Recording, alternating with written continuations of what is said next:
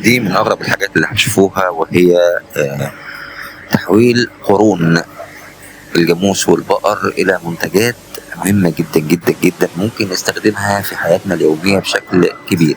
بيتم تجميع القرون وغسلها كويس جدا، وبعد كده البدء في فرمها من خلال مفارم عملاقة، تحويلها لقطع صغيرة كده، ثم بدء يعني تنظيفها واختيار الصالح منها. في المرحلة دي بيتم التجفيف بالنسبة، ثم فرمها مرة أخرى،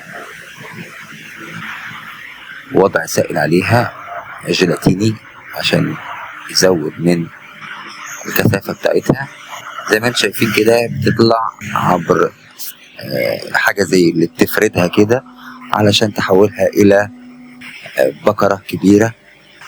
زي ما انتم شايفين هتتفاجئوا بالمنتج النهائي اللي بيتعمل بالليزر. زي ما انتم شايفين محافظ وحقائب ومنتجات جلدية 100% بيتم إنتاجها من قرن الجاموس. الجلد مش بيستخدم بس من جلود البقر والجاموس، ولكن أيضا من القرون، وبيبقى منتج غالي على فكرة وبتصدر، وبيبقى ليه براندات كبيرة جدا على مستوى العالم، شركات ضخمة بتشتغل في المجال ده.